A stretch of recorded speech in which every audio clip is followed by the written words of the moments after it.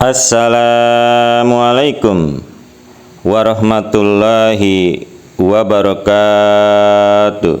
Jumpa lagi para pendengar Pelita Ilahi yang dianugerahi kasih sayang ilahi dalam mutalaah buku Kemenangan Islam karya Hadrat Masih Maud wa Imam Mahdi alaihissalam, yakni berkenaan dengan Tuhan akan membangkitkan pada setiap awal 100 tahun seorang hambanya untuk memperbaharui agamanya sendiri, atau Allah Subhanahu wa Ta'ala akan membangkitkan pada setiap 100 tahun seorang reformer, seorang pembaharu yang kita kenal dengan Mujadid.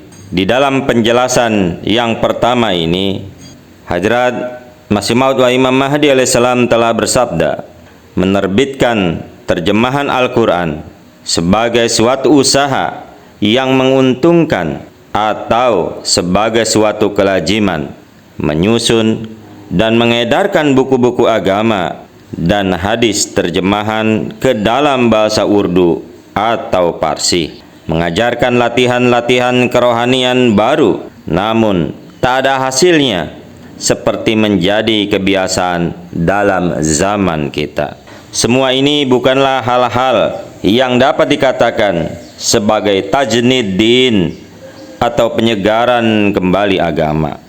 Di antara yang tersebut tadi, yang disebutkan terakhir merupakan usaha untuk memajukan lembaga-lembaga asuhan setan yang menyeleweng dari agama yang benar, menerbitkan serta mengedarkan Al-Quran dan hadis-hadis yang dapat dipertanggungjawabkan, jelas sangat terpuji.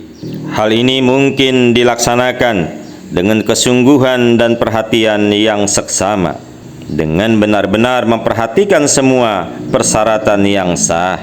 Akan tetapi belum lagi bisa dikatakan sebagai amal ibadah yang sebenarnya.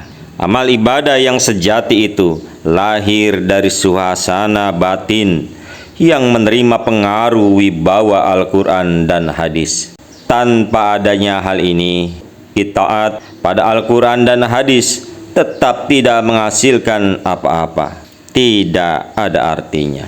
Ibadah yang seperti itu cukup hanya memerlukan sedikit pengetahuan. Ibadah yang seperti itu kita semua sudah mengetahuinya.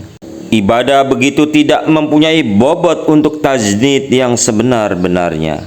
Dalam pandangan Tuhan, yang demikian itu hanyalah memperniagakan tulang belulang kering lagi mati. Allah Subhanahu wa Ta'ala telah berfirman, lima taquluna ma la taf'alun, kabura maqtan indallahi ang taqulu ma la taf'alun.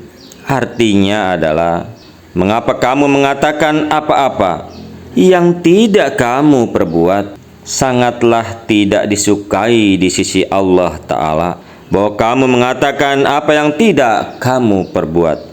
Quran Surah As-Sab Surah 61 ayat yang ketiga sampai dengan keempat dihitung dengan basmalah. Ayat yang lainnya berbunyi, ya ayyuhalladzina amanu alaikum anfusakum la yadurrukum man dhalla idza hadaitum. Wahai orang-orang yang telah beriman, hati-hatilah akan dirimu.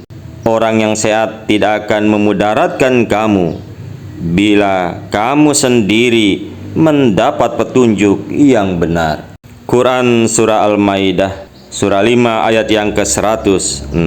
Jadi, barang siapa yang dirinya tunanetra tidak bisa menunjukkan jalan kepada yang buta, dan barang siapa yang berpenyakit lepra tidak mungkin bisa menghilangkan penyakit demikian dari tubuh orang lain.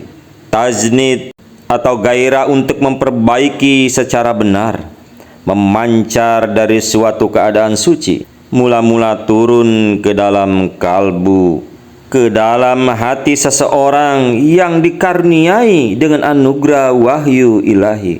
Daripadanya tajdid itu diteruskan kepada yang lainnya. Mereka yang menerima semangat dari Tuhan untuk memperbaiki ini tidaklah berniaga tulang belulang mati.